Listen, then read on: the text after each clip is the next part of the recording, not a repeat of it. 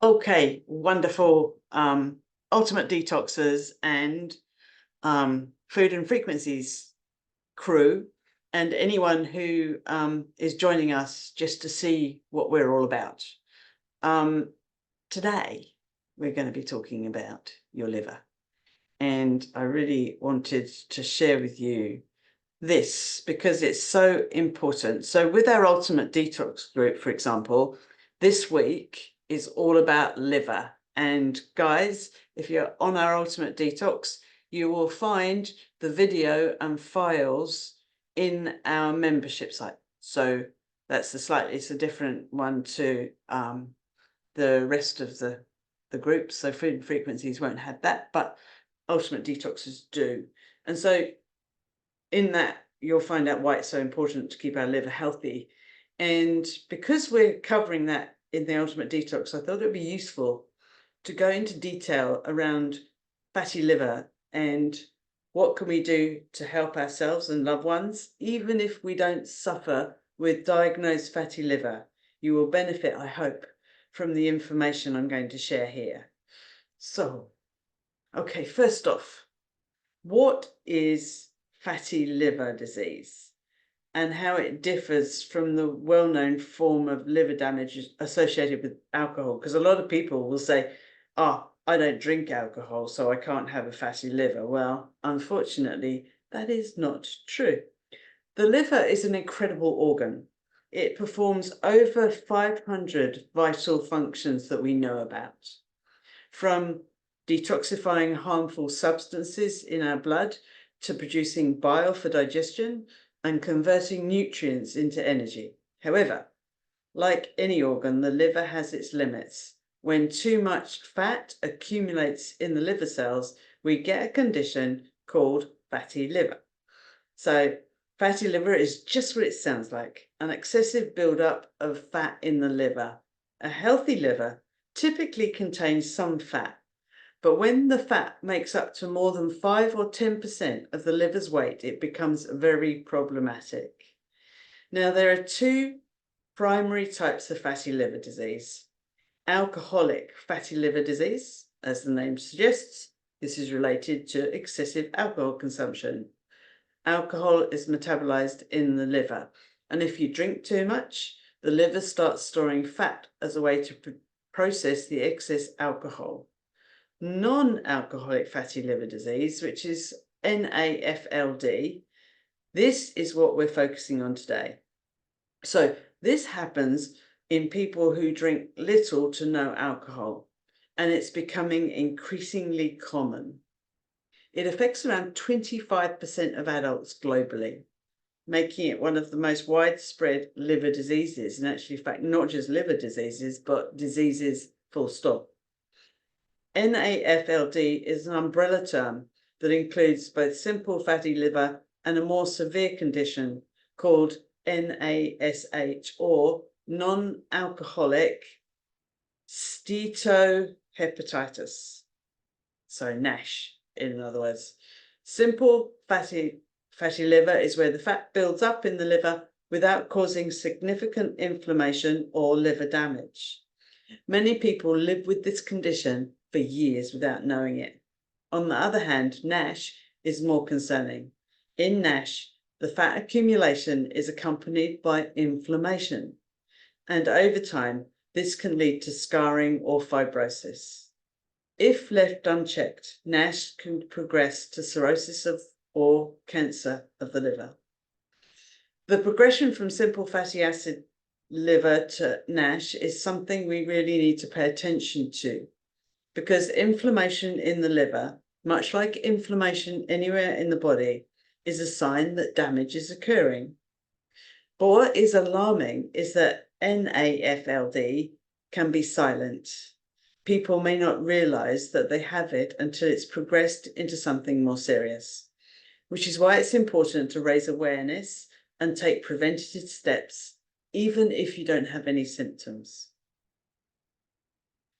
So let's take a closer look at why NAFLD is becoming more widespread. It's important to understand that this condition didn't suddenly appear. It's been growing in prevalence for several decades due to a number of key factors, all of which are closely tied to our modern lifestyle and environment. The rise of NAFLD is a reflection of both dietary and lifestyle changes, along with increased levels of stress and toxins in our world today. So let's break these down. First, number one, the rise in obesity and insulin resistance. One of the primary drivers of NAFLD is a dramatic increase in obesity and insulin resistance. These two factors often go hand in hand. Obesity over the last few decades have seen a sharp rise in obesity rates driven by the modern diet.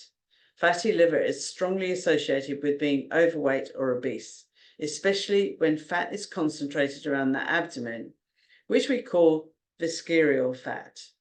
Visceral fat is particularly harmful because it surrounds your organs and increases inflammation, which affects the liver.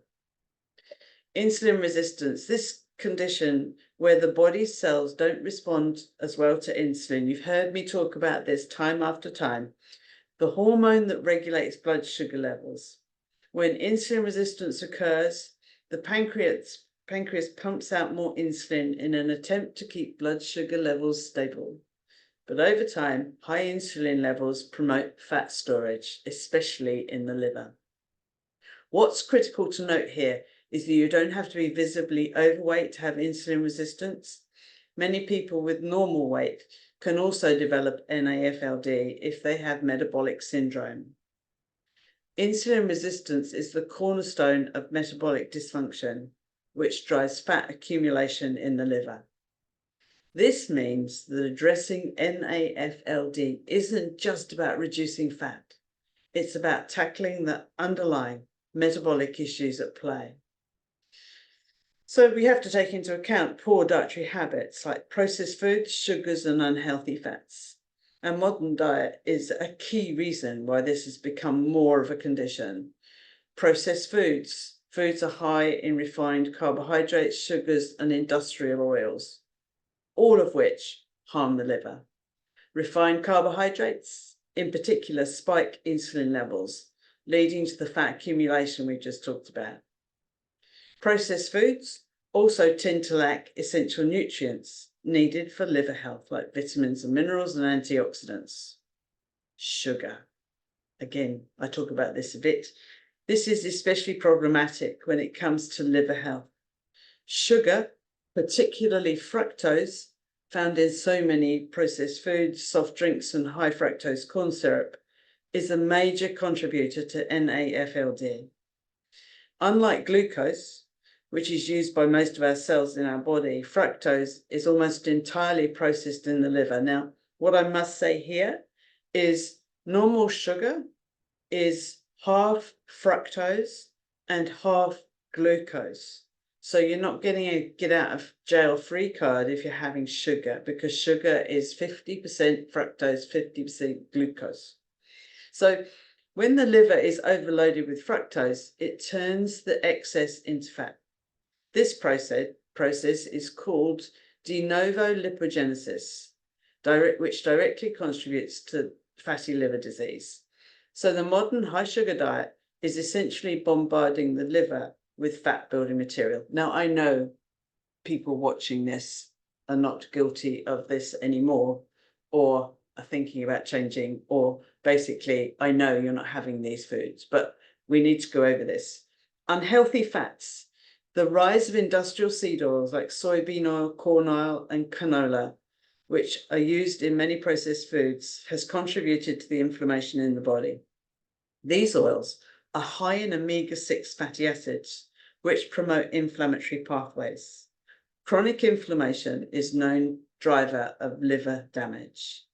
In summary, the typical Western diet is creating a toxic environment for the liver, overloading it with sugars, unhealthy fats, and processed foods, while depriving it of the nutrients it needs to function optimally. Then we have to come to a sedentary lifestyle.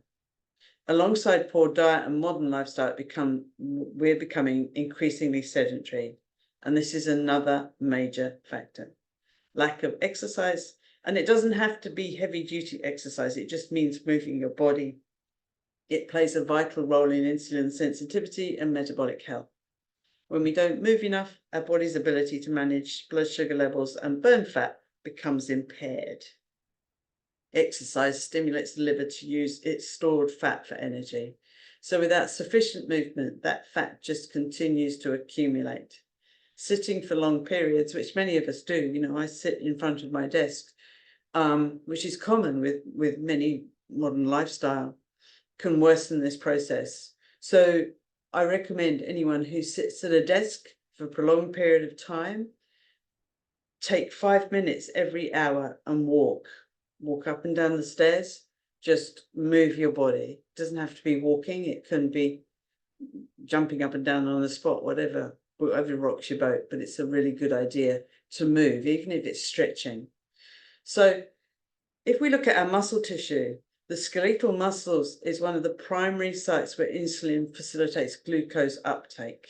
If we're inactive, the muscles are not efficiently taking in glucose, leading to higher levels circulating glucose and insulin. This in turn promotes more fat storage in the liver. So a sedentary lifestyle not only increases fat accumulation, but also reduces the liver ability to clear out fat, leading to a vicious cycle of fatty liver progression. Then we have to look at environmental toxins. And it's something that doesn't get discussed as much, but it's really important, is the role of environmental toxins. The liver is the body's main detox organ. But in today's world, it's being overloaded with chemicals and pollutants that it wasn't designed to handle. And also, there are chemicals that are endocrine disruptors. And these chemicals are found in plastics, pesticides, and personal care products, which interfere with our hormones, particularly insulin and cortisol. When hormones are disrupted, it leads to metabolic dysfunction, which in turn affects the liver's ability to process and store fat properly. And then we come to dear old heavy metals, things like mercury, lead, and cadmium, which are found in contamination of water, fish, or even some dental fillings, place an extra burden on the liver's detox pathways. These toxins accumulate and cause inflammation and impairing the liver's ability to function. And these environmental toxins create more work for the liver, and when the liver is already overburdened, it has less capacity to handle metabolic functions like regulating blood sugar and fat storage. So, and then we come to this old chestnut of chronic stress. And last week, if you watched my video last week, it was about cortisol resistance, but there is with the liver. We can't ignore the impact of chronic stress when we're living in an increasingly stressful world. And that stress shows up in the body in many ways. And one of them is liver dysfunction. So cortisols, when we're stressed, our body produces more, and chronically elevated cortisol levels can lead to insulin resistance and fat storage, particularly around the abdomen and in the liver. Stress also promotes unhealthy eating patterns, like cravings for sugar and comfort foods, which only worsens the problem. So chronic stress leads to chronic inflammation, which affects all organs, including the liver, damages liver cells and slows down the ability to detoxify and process. The liver's connection to the stress response highlights just how important managing stress for overall health is. Even if you are eating well and exercising, if you are living in a constant state of stress, the liver may still be compromising it. So when we look at all these factors together, poor diet, inactivity, raising obesity, environmental toxins, and chronic stress, it's no wonder that NAFLD has become so common. It's not just one issue, it's the combined effect of multiple stressors on the body that leads to liver dysfunction. Now, the good news is, yes, there is good news, that because of these many factors related to lifestyle, there are numerous ways we can intervene and reverse fatty liver disease. So later on, we'll dive into the solutions, including dietary changes, herbs, and emotional health practices that supports the liver's natural healing process. But first, how to spot a fatty liver. So it can be tricky because it often develops silently without any obvious symptoms. In fact, many people with non-alcoholic fatty liver disease may have it for years without knowing. And this is why I always say those of us who put on weight are lucky, because we observe that we're putting on weight and we go and find solutions to it. And if we find solutions to our weight, then you can guarantee it's finding a solution to the fatty liver too. So anyone who is on a program that we're doing together, you will be dealing with a fatty liver. So you can be rest assured that we will be if you had it in the first place. So there are certain physical signs and blood markers that can signal its presence before it progresses to more severe liver damage. So if we take a look at the symptoms as well as blood markers that could identify fatty liver. So the first one is fatigue and low energy. It's one of the earliest common symptoms of fatty liver, persistent fatigue and low energy. This type of fatigue goes beyond feeling a bit tired. It's often a deep chronic exhaustion that doesn't improve with rest. The reason for this fatigue is when the liver becomes overburdened with fat, it struggles to perform its functions like detoxifying and purifying the blood and producing energy. As a result, the whole body starts to feel sluggish.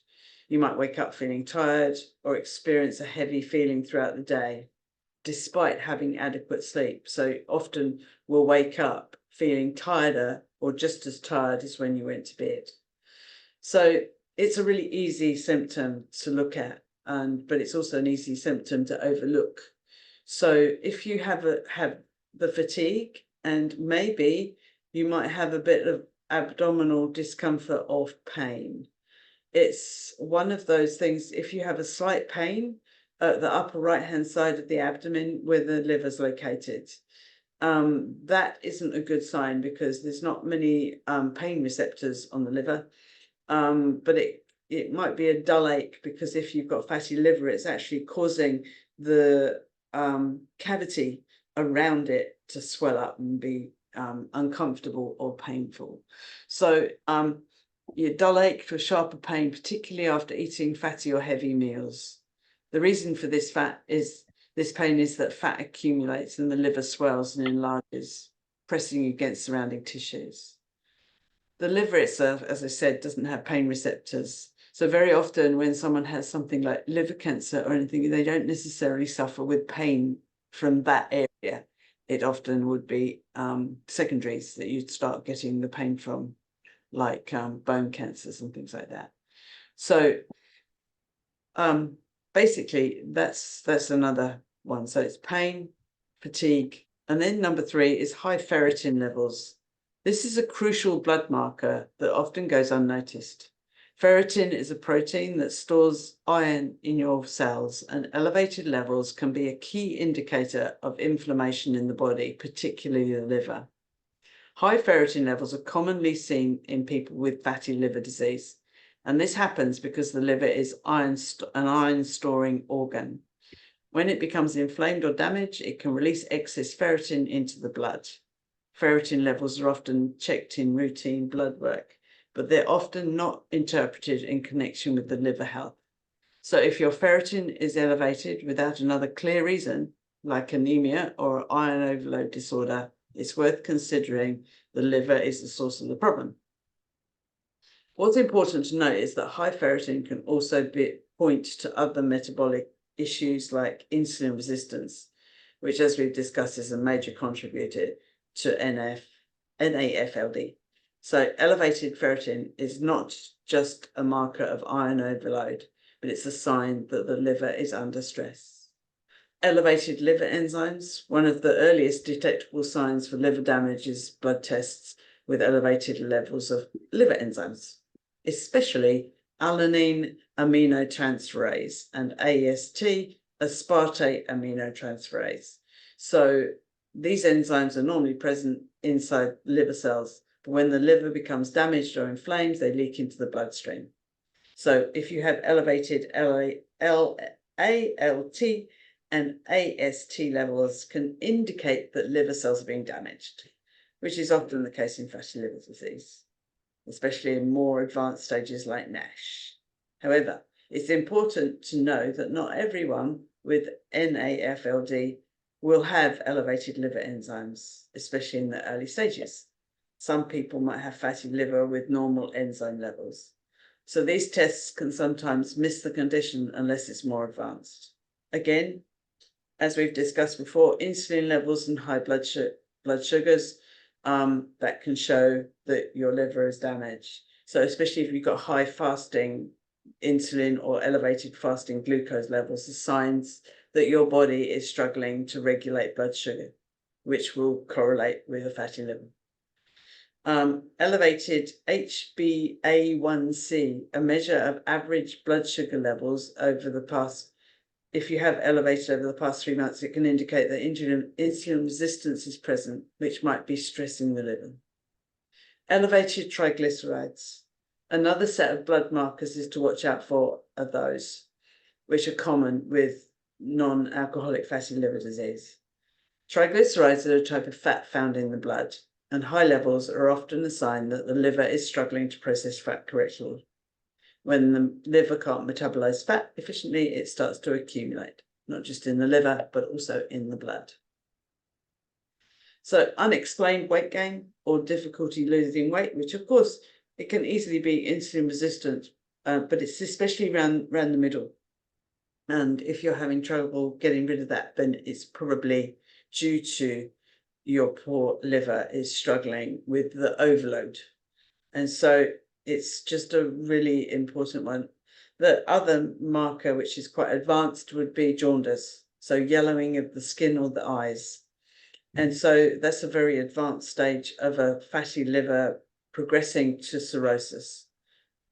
So you may see like jaundice, and that can really happen when the liver is damaged because it can't properly process bilirubin, a waste product of red blood cells. This is a sign that the liver is in serious trouble. And I know if you're watching this, you won't be struggling with that, but just good to watch out for. Other symptoms include swelling in the legs and abdomen due to fluid retention, itchy skin, easy bruising, and also rashes that come out of nowhere.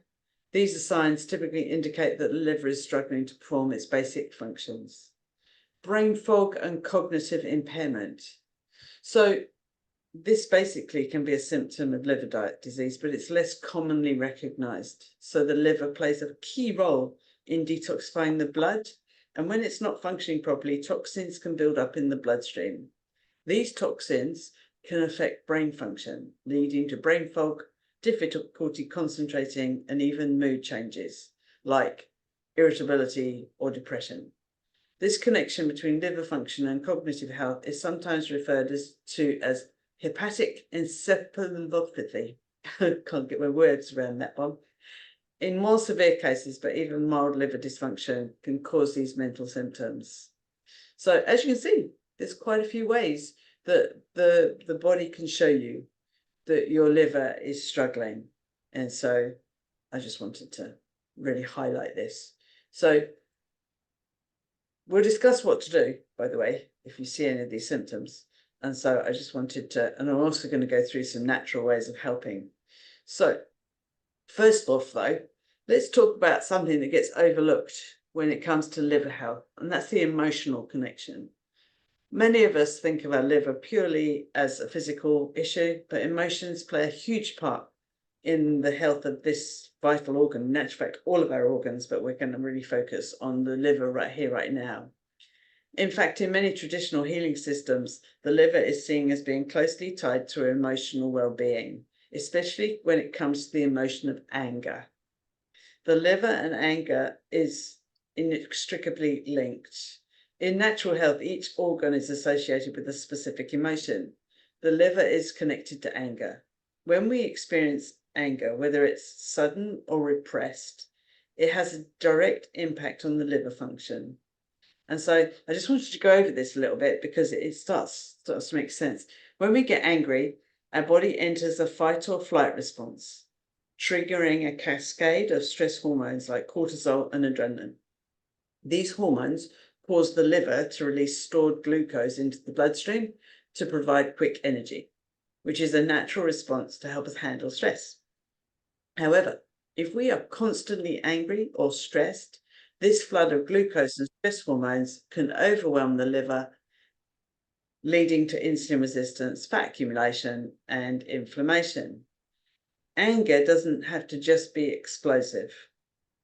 Repressed anger, the kind we might not even be aware of or that we suppress over time, can be as harmful, if not more so. When we don't express our process anger, it can manifest as tension, frustration, or irritability, which can create an underlying chronic stress on the liver. This kind of ongoing low-grade anger can stagnate the flow of energy in the liver, leading to physical symptoms like fatigue, indigestion, and even accumulation of fat in the liver.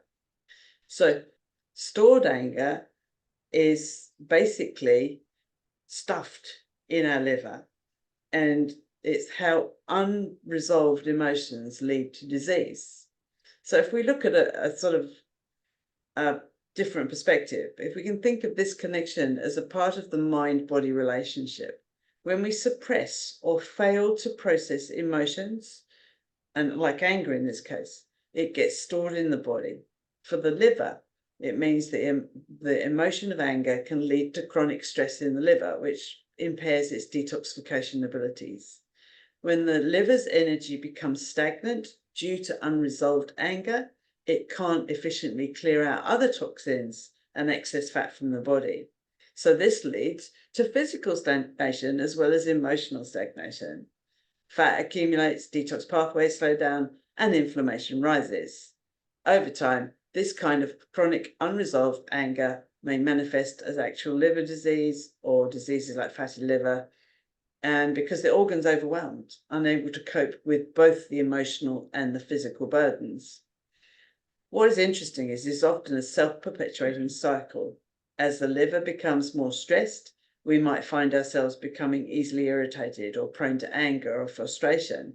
And this increased irritability places further stress on the liver, which worsens the situation. The other thing, which many people are unaware of, is that anger turns into sadness or depression. And so it's another connection with the liver. Just as anger is, unresolved anger can transform into sadness or depression. And many people don't realize that anger and sadness are very interconnected. When we suppress anger over time, perhaps because we didn't feel safe, or when we were a child, we were told not to express anger or express emotion. So then what happens is it leads to a feeling of powerlessness, hopelessness, and eventually sadness or depression. And so that's how our liver's role in emotions is a really important thing to look at. So when the liver is overwhelmed or stagnant, it doesn't just affect body's detoxification process, it also disrupts emotional regulation. And so we become in this cycle of depression, sadness, frustration, and all of those things. And so we can't live our best life. And that is what I really wanted to go into. So now, what causes fatty liver? Now, we've sort of covered it already. So now let's go really into what causes fatty liver. And we've talked about this is metabolic health. So what causes the demise of our metabolic health? And that's high carbohydrate, sugar, and fructose intake. So it really is a big, big player in our modern day life. And I could go into an awful lot of detail, but I think you get the gist because we've already covered it. But when you consume too much fructose, the liver can't process it all at once. So it converts the excess into fat. So that's basically all we really need to know. And so This is one of the main reasons why sugary drinks like sodas, fruit juices and even health drinks are so harmful to the liver. And this is why, as a practitioner, I never ever will get anyone to make a smoothie with fruit in, or to be encouraged to have juices. I used to, in 30 years ago, get people to do juicing, but now I would never ever get you to do juice fasting or anything like that, because it actually can be detrimental, because you're getting such a hit of fructose. So even if you're doing carrot juice, anything like that. Anyway, so we're looking at sort of high refined carbohydrates like white bread and pastries and pasta and that sort of thing can cause spikes in blood sugar and insulin. And so consequently, we've got this insulin resistance merry-go-round going on. Now, unhealthy fats and industrial seed oils.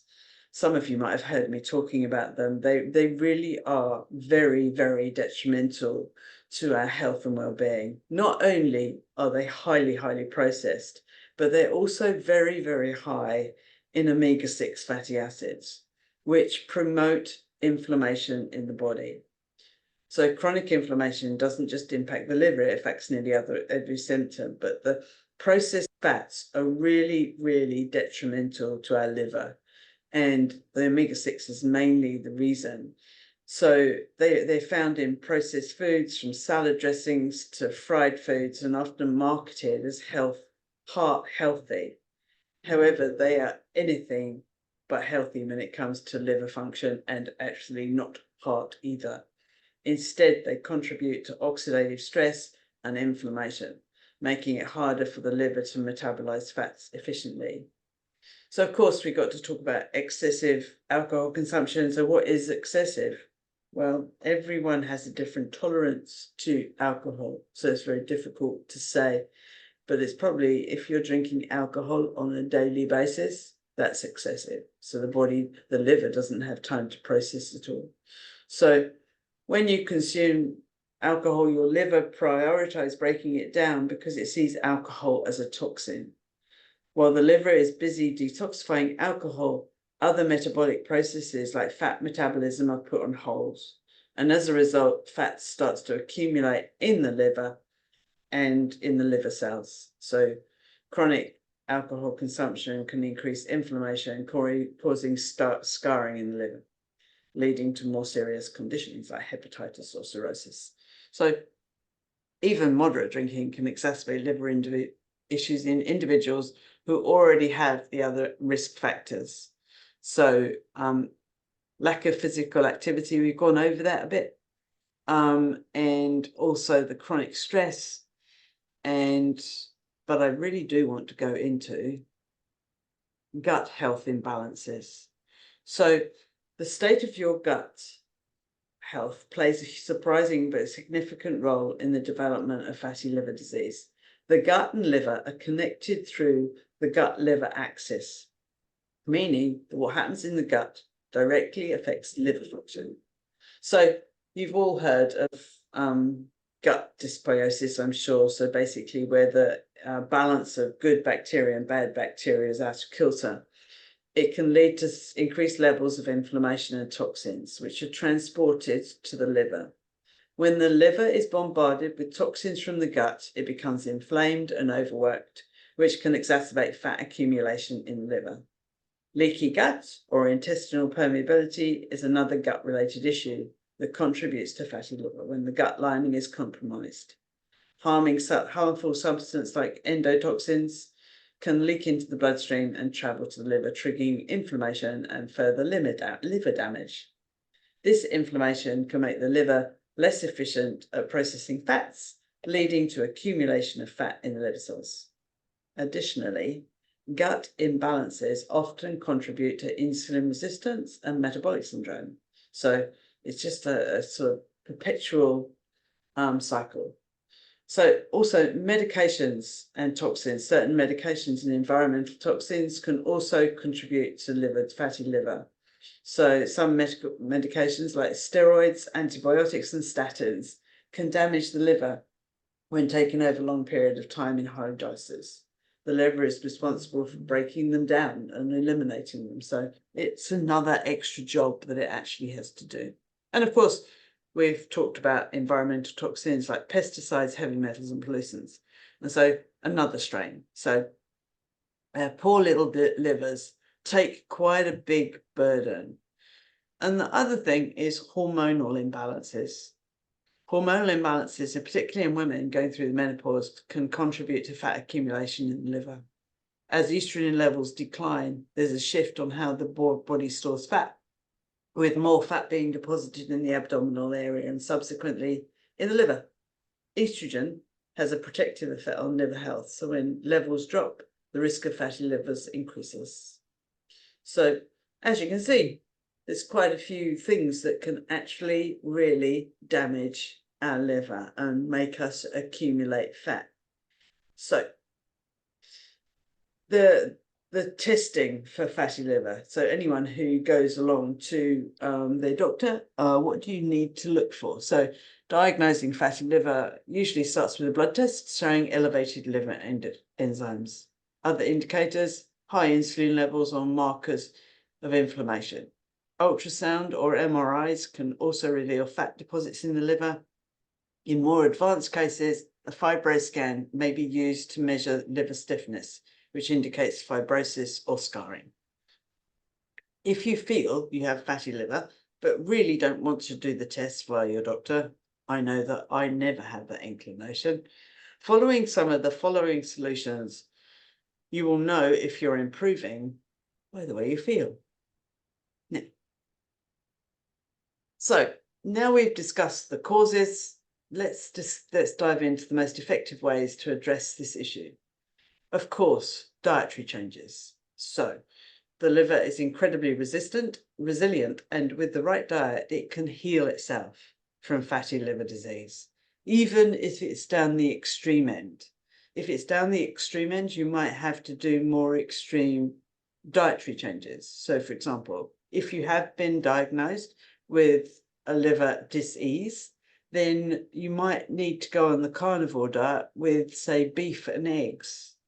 But if you just feel that you might have a slightly fatty liver, or that, then doing some of the other sort of low inflammatory or carnivore will be hugely beneficial. So the carnivore diet has had huge promising results with studies. So it's definitely worth doing that. And if you can do the low inflammatory foods, if you're doing low inflammatory food list, make the focus on your protein and your fats, and make the vegetables a sort of secondary. So if we look at what dietary solutions can really help heal your liver. So focus on nutrient-dense animal protein. One of the key aspects of the carnivore diet is focus on high-quality animal proteins. Now, I would say about this as well, high quality is a really important one. It's according to budget. But if you can, and New Zealand, we're very lucky, we generally get grass-fed beef or lamb, but we are getting a lot of imports lately. So keep an eye on for grass-fed, because grain-fed beef is much higher in omega-6 than grass-fed beef. The ratios are much more in balance in grass-fed beef. So the perfect ratio of omega-6 to omega-3 is 1:1 or 1:2.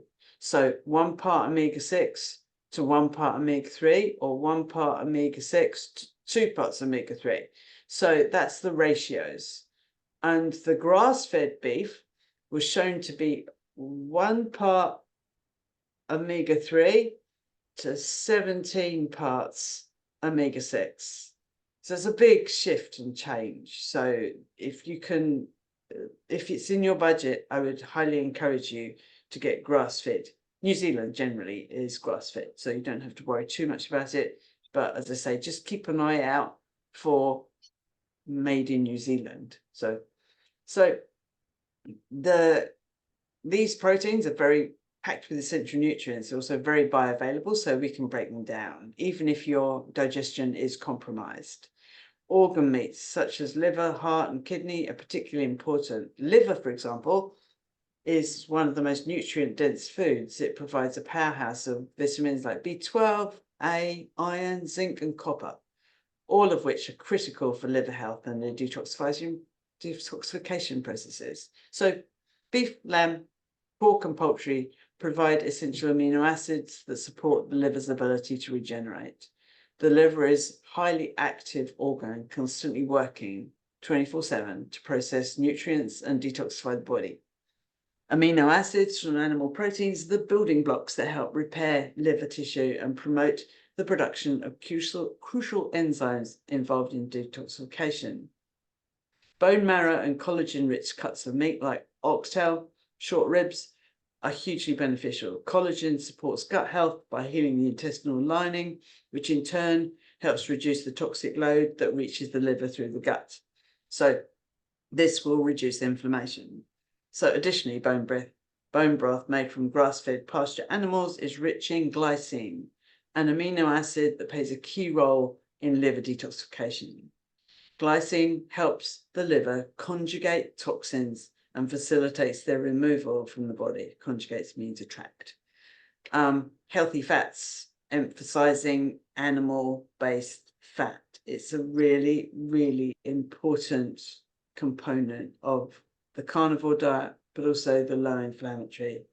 They are essential for liver healing and overall metabolic health. Healthy fats help the liver recover by providing a steady source of energy and reducing the need for glucose. And I don't know any of you, if you're anything like me, is since being on a carnivore diet, I do not crave any food. So because you're feeling so satiated. And so that's what's important. So saturated fats from sources like grass-fed butter, ghee, tallow, and lard are important because they help reduce inflammation and stabilize blood sugars. These fats do not spike insulin like carbohydrates do, and they provide long-lasting energy, helping the liver to burn fat and storing it more efficiently instead of storing it. Omega-3 fatty acids from animal sources like wild-caught fatty fish, salmon, sardines, mackerel are all anti-inflammatory and support liver health by reducing oxidative stress. Fatty fish also contain DHA and EPA, two critical components that help the liver process fat. So, as I've said before, avoiding all of the industrial seed oils are really important because they're so high in omega-6, and eliminating sugar and carbohydrates. I don't think I need to go into too much detail around that one, and avoiding fructose as much as you possibly can. So especially the high fructose corn syrup, and avoiding carbohydrates like white bread, pasta, and processed grains. They quickly break down into glucose, spiking insulin. So on the carnivore diet, of course, you're naturally eliminating all of those, so you don't have to worry about it. So by cutting down these high sugar, high carb foods, you allow the liver to use stored fat for energy rather than continuing to accumulate it. This promotes fat loss in the liver and can significantly reduce inflammation and insulin resistance over time. So also prioritizing, I know this is going to go against the grain, prioritizing cholesterol-rich foods. So while cholesterol has been long misunderstood, it's actually vital nutrient for liver health, hormone production, cellular repair, and brain health. On a carnivore diet, prioritizing cholesterol-rich foods can be extremely beneficial for those with fatty liver disease. So eggs, particularly egg yolks, are an excellent source of choline, which is a crucial nutrient for liver health. Choline helps transport fat out of the liver and is often deficient in people with NAFLD. It supports liver function by preventing fat buildup and promoting production of bile, which helps with fat digestion. In addition to choline, eggs are a rich source of lecithin, which helps emulsify fats, further aiding the liver's ability to process and remove fat from the body. Fatty cuts of meat and full dairy products like cheese and cream, as long as you tolerate it, provide dietary cholesterol, which supports the repair of cell membranes in the liver and helps balance hormones. And intermittent fasting is really, really beneficial for liver regeneration. On a carnivore diet, intermittent fasting is a natural fit and can be a powerful tool for liver health. Fasting gives your liver a break from processing foods, and allows it to focus on detoxification and metabolism of fat. Fasting helps the liver burn stored fat for energy, which can reduce the amount of fat in the liver itself. When you fast, insulin levels drop, promoting a process called lipolysis, which stored fat is broken down for energy. So studies have shown that fasting can stimulate autophagy, a process which the body breaks down and recycles damaged cells, including liver cells. And this allows the liver to regenerate. And so your intermittent fasting routine, very often I get my clients to start the eating window at 11 and close it about 8. You can, of course, have much shorter eating windows. So very often my eating window starts at 2 when I think about eating, and then I normally have finished eating by 6:37. So that is a 5-hour eating window. So, but everyone to their own. And the thing is that it's a good idea to shift it every now and again. Then you might want it, might want food a little earlier. You might want to finish eating food a little earlier. So you can just ring the changes with it. So for the liver will appreciate that. Also, making sure you're hydrated and getting your electrolytes. So often people overlook hydration as far as the liver's concerned, and it's really, really important that we have enough water in our system so that the liver, the toxins can be flushed out.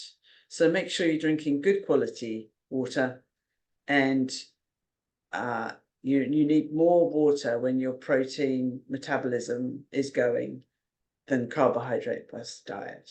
So electrolytes, particularly sodium, potassium, and magnesium, are important to support liver function and prevent dehydration. And so bone broth is a great source of electrolytes and provides nutrients like collagen and glycine, which, as I mentioned earlier, are crucial for liver repair. So that's those.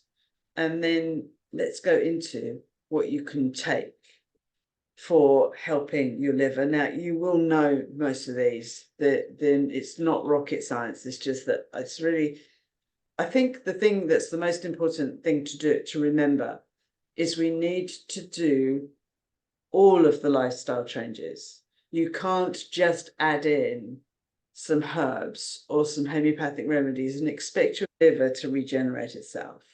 We need to do the food. We need to do the lifestyle changes, making sure we're moving the body, making sure we're doing all of those things. So now, natural remedies, you'll have heard of one of them particularly, or two of them probably. So herbal medicine and homeopathy have a long tradition of supporting liver health, and they are amazing for really, really helping. So the liver is very resilient, and as I say, it can regenerate itself really quickly as long as we have the right ingredients. So the number one herb for helping your liver is milk thistle, and many of you have experienced the benefits of milk thistle when we've been doing a damage limitation protocol, but that's another day. So milk thistle is perhaps the best known and researched liver herb. It's been used for centuries to support the liver, and modern research backs up its effectiveness. The active ingredient in milk thistle is silymarin, a powerful antioxidant and powerful anti-inflammatory compound. Silymarin protects liver cells from damage by stabilizing cell membranes and promoting regeneration. It also stimulates the production of glutathione, and glutathione is one of the liver's most important antioxidants. And so it helps detoxify harmful substances and repair damaged liver cells. But also what glutathione does is it actually helps recycle all your other antioxidants. So if you're taking an antioxidant like A, C, and E, and you're getting glutathione from taking milk thistle, then it makes those others far more effective. And so studies have shown that milk thistle can help reduce liver enzyme levels, indicating it protects against liver damage. And so it really is a really amazing, amazing herb. And personally, as a herbalist, I think herbs should be taken in liquid form, but that's up to you. And it's up to you how you take it. So the next one, dandelion root. So most of you have got dandelions in your garden if you're anything like me. And dandelion root is the specific for the liver. Now, the dandelion leaf is really good for, it helps a little bit with the liver, but mainly it's for kidneys. So it's a powerful herb for liver, and it's really well known to promote bile production and support your detoxification. So as you know, the liver produces bile to help digest fats, and dandelion root stimulates the bile flow, ensuring fats are properly metabolized and not stored in the liver. It's particularly important for those with fatty liver disease, as sluggish bile flow can contribute to fat buildup in the liver. So also, if you've had your gallbladder removed, it's probably because that your liver might have been a bit sluggish in the first place. So that could be dandelion root. There's a mild diuretic effect, helping flush out toxins through the kidneys. And so it reduces the toxic load for the liver. So when we're working on liver health, it's a good idea to support the other detoxification pathways as well. So now, dandelion root has high levels of inulin, a type of prebiotic fiber, supports gut health, which in turn promotes liver health by reducing inflammation. So isn't nature amazing what it provides for us? So like milk thistle, dandelion root is available in tincture, teas and capsules. And a common way to take it is by drinking dandelion coffee, which supports liver function. So also by hydrating. So berberine. Now, if you've seen posts from me recently, I've created a metabolic duo, which has got berberine in it. So berberine comes from the herb barberry and Oregon grapeberry. Berberine is a potent compound found in, as I say, those two herbs. And it's known for its ability to help regulate blood sugar, but also it's hugely beneficial for the liver as well. So those two herbs are blood purifiers and liver herbs, and they're a little bit bitter, not majorly bitter. I've got a lot more bitter ones, but they are quite bitter. But they both help to improve insulin sensitivity, so they boost your metabolism, but it also helps reduce the liver's fat burden. So studies have shown that berberine can decrease the amount of fat stored in the liver and improve the markers of liver function. So they're a great one. So berberine also has anti-inflammatory properties, which can reduce the chronic inflammation. And so basically, overall, wonderful herb. So herbals, and it supports gut health, helping to regulate the balance of bacteria in the intestines. So Mother Nature comes to the rescue again.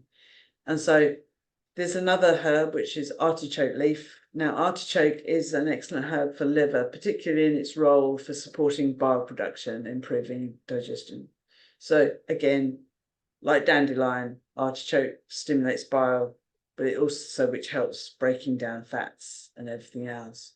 There's another herb as well, which many people are unaware of, are in Angostura bitters, and that's gentian. Gentian is an incredibly bitter herb, but it's really, really beneficial for liver health. So they all have huge, huge benefits to our bodies. And so turmeric, lots been written about turmeric. And so I'm not going to go into too much detail with turmeric. It's just very good anti-inflammatory because of curcumin, and it reduces inflammation and oxidative stress in the liver. And so it has improves insulin sensitivity to, and does in fact contain a very small amount of berberine, which is why it could be really useful. So homeopathic solutions. So homeopathy provides a very gentle approach to supporting liver health.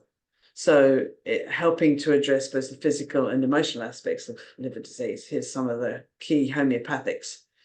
Chelidonium. Chelidonium is one of the most important homeopathic remedies for liver support, particularly for individuals with fatty liver or gallbladder issues. I'm going to make these slides and the information I'm talking to you about, and there's a lot more information on here than I've actually talked about, so you don't have to remember all of these. So, and then there's Nux vomica. It's a really support for liver health, and particularly people with poor diet, overindulgency or toxicity. So if you've been exposed to heavy metals or lots of chemicals, then Nux vomica is really useful. So it's also really useful for people with too much alcohol, rich food. That's what Nux vomica is really good for.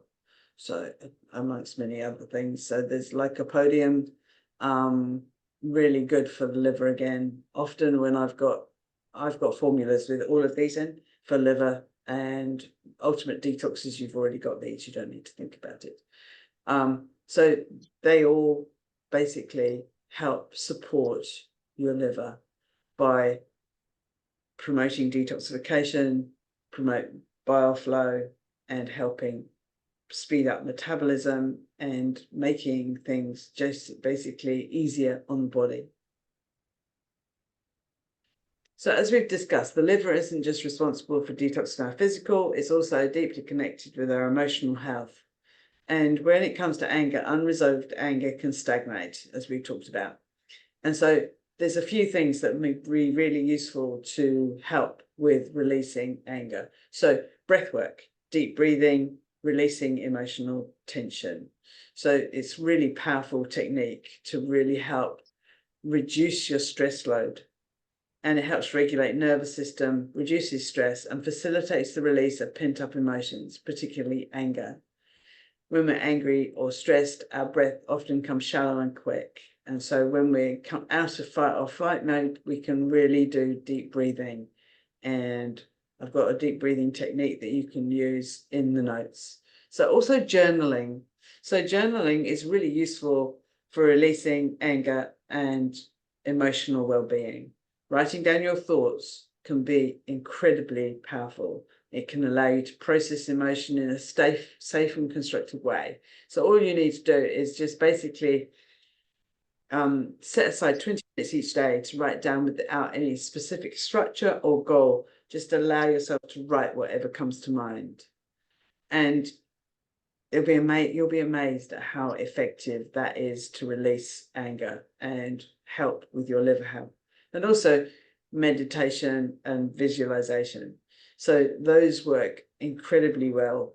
And I don't know if you've seen, I've done a meditation for trauma, and I'm planning on doing a meditation specifically for liver within the next few days. So that'll be in our network group and in our Ultimate Detox group. And if you're not in those groups, then I would encourage you to join them, of course. But if you really would like it, then just message me.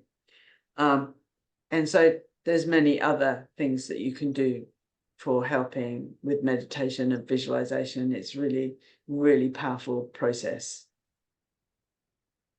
So there's flower essences, of course, that you can also take to help release emotional blockages, like Rescue Remedy. Willow, it helps you release resentment and bitterness. Holly is really good for anger and jealousy and frustration. Walnut is known for helping with transitions and releasing emotional attachment. So they're really hugely beneficial. And then there's crystal essences, and so they can help with releasing emotional energy too. So amethyst, for example, is good for calming and balancing. Citrine is good is associated with solar plexus chakra, which governs personal power and self-confidence. So it's really quite useful to add that into the mix. And then you've got carnelian essence. Helps if you feel emotionally stuck. So carnelian is really good if you feel that you're stuck in a pattern, then carnelian can really help. And then there's bloodstone essence, known for its detoxifying properties. Bloodstone is a powerful stone for emotional and physical cleansing. So they can be useful. All of these things can be useful. It just depends on what you are drawn to. So in summary, emotional healing techniques, incorporating practices like breath work, journaling, meditation, use of flower and crystal essences, and just basically taking control of your health, helping your liver, and really making a plan. And this is what, there's a plan here. So now we covered the causes and the symptoms of both dietary and everything. It's time to put everything into action. And so healing fatty liver and supporting your liver in general. And so there's an action plan that you can follow, and that's in the notes. So I'm not going to go over that now because otherwise we're going to be here all night. But basically it's in the notes, and as I say, they're going to be in the files in the group. So I'm not going to go over that now because we've been going too long already. So it's really important that we take control and we take action. So now that we've covered how to support and heal the liver through diet, herbs, emotional techniques, it's time to think about the next steps. Healing your liver and improving your overall health is a journey, and you don't have to go through it alone. If you already belong to our Food and Frequencies network, please share in the chat box how you feel about being in this amazing group. I'm excited to share a special offer with you today. We're still offering our founding members price of only $22 a month, but only until the 7th of October. Yes, we've extended the deadline, and that's simply because some of our original members haven't had the chance to switch over yet, and so we're giving you an extra week. And that will also be for new members. So after that, the price will increase. So it's a perfect opportunity to join our Food and Frequencies network and lock this incredible rate. As a member, you have access to this amazing community where you get ongoing support, accountability, and guidance tailored to your health journey. So basically what you get is you get this sort of weekly live. This is a bit longer than usual. I felt this was a really important subject that we really needed to hone in on why we have a fatty liver problem in the world, what we can do about it, and what the symptoms are. And so I just really wanted to hone into that. But normally it's a little bit shorter than this, but we have time for lots of questions, and I don't limit the amount of time on a Monday evening. So when everyone's questions are finished, then we finish. And also I don't tend to record questions either. So I just wanted to share that with you.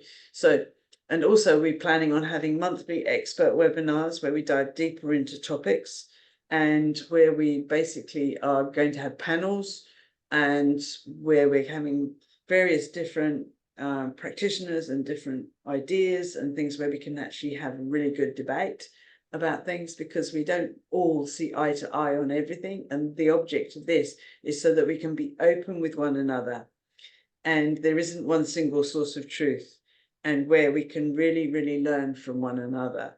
And so although I sort of lead a lot of these programs and things, it's not all about me, and it's basically people in the group sharing their level of expertise. So, for example, I'm just going to stop screen. So, for example, next week we have our lovely Michelle, who's one of our members, is going to be leading the group. She is going to be sharing about natural skincare, because that's her level of expertise. And I know that that you're going to really love that. And I'm taking the week off next week. So Sarah, lovely Sarah, she'll put her hand up, is going to be leading. She's going to be hosting the group. So, and I might be able to pop in, but I might not, because I might not be in range. I might be off grid. So I'm just letting everyone know I just realized this weekend I haven't taken any time off for ages. So it's time for me to have a bit of time out. So let me see. Any questions? So Yeah, so I've been trying to explain to my daughter that smoothies are no good for her. Milk, frozen berries, banana, and cinnamon, and she loves them. Oh, yes, I'm sure she does. And who wouldn't, really? But the problem is she's getting a huge sugar rush and a fructose overload. And so it's a really, really important thing. If you can gradually wean her off, and then she'll feel much better for it as she grows older. And so, yeah. So, okay, have we got now? Michelle's just shared what her group is going to be. I'll be sharing about supporting your skin through weight loss, which is hugely valuable because I know many people have been very concerned that they might have a bit of saggy skin at the end of letting go of lots of kilos. So I'm really excited to get the replay of that one, Michelle. So and I know that what Michelle shared with us last week a little bit. Was it last week or the week before? Every week merges, but basically shared a little bit, which I couldn't hear until I got the replay. But she basically shared some gems in there in a few minutes. So I'm sure it's going to be amazing next week. So Karen, I talked about artichoke leaves. Are they Jerusalem? It's globe artichokes. Yeah, it's the you can use the root with globe artichoke. You can use the whole thing with globe artichoke. It's very bitter, so it's a bitter herb. So yeah, not Jerusalem, globe. So yeah, you can make a tincture of that. It's a really good tincture. And one day I will be teaching you guys, and it won't be long, I will be teaching about how to make herbal tinctures and what herbal tinctures you can do. So basically there's a couple of workshops that we're going to be doing. One's going to be called From Culinary to Medicinal Herbs. And then we're going to be doing Use What's in Your Own Backyard. And so basically, they're going to be easily found ingredients that you can use for your health and well-being. And I think, that's the beauty of the things I've learned over the years is you don't have to go searching all over the world for ingredients to keep you healthy. One of my early teachers, he was a most magnificent herbalist. He was amazing. A guy called Richard Schultz, he was American. And his saying was, use what's in your own backyard, because Mother Nature provides everything we need. So what I have noticed over the last few years is the amount of dandelion that's growing. And you know why now, if you didn't know before. And the amount of plantain. So I don't know if you know plantain. There's many forms of plantain, but plantain is a herb that's a blood purifying herb, and it can help draw out toxic residue from the blood, and it is incredibly powerful. And so Mother Nature is providing us with what we need. And so that is what I think so amazing about this planet. I saw a post a couple of days ago by Michael Hallenger, and he was talking about, isn't it amazing how there's so many volcanoes? I can't remember how many there were, volcanoes that have erupted lately, providing the world with CO2. And because the world is actually becoming dangerously low in CO2, and how Mother Nature, Mother Earth, is basically providing what we need. And I think that is the most important thing that we remember, is we have everything we need. And so, okay, anyone, any questions? Anyone? Just unmute yourself and shout out. Hi, Karen, Irene. Irene? So the ultimate detox is sort of going into the food and frequency. It's sort of combining. Is that correct? When we do these talks, yeah. Yeah. So when we do the talks, but what about the drops and all that sort of stuff? No, it's only Ultimate Detox that have the drops and stuff. People can buy Fast Track. Yeah, But Ultimate Detox is only available to you guys who have signed up for Ultimate Detox, and will only be available twice a year. So you started in September, and the next one will be February. obviously we can order more when we run out. Of course, yes, because you're already in. You're in the clan, Irene. So you just, after your time runs out, you go on the $22 a week scheme. Yes, and you keep in the loop. A month or 22. Yes, $22 a month. Yes, yeah, that's what it is. Yeah. Okay, cool. Thank you. Thank you. All right. Any more? Probably kept you long enough tonight. Jeepers. Right. Okay.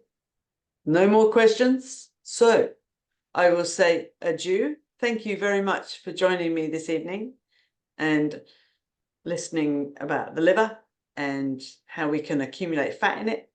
So hopefully, let me know actually tomorrow in our group, whichever group you belong, what you've got out of it. If you felt it was a bit long, or if you'd like more information, because I can dive deeply down rabbit holes, as you probably can gather. So yeah, just let me know. I'll put this recording up tomorrow morning, and I will see you and hear from you over the next week or so. So have fun, keep on keeping on, and keep on getting those results. Bye for now. Good night. Good night.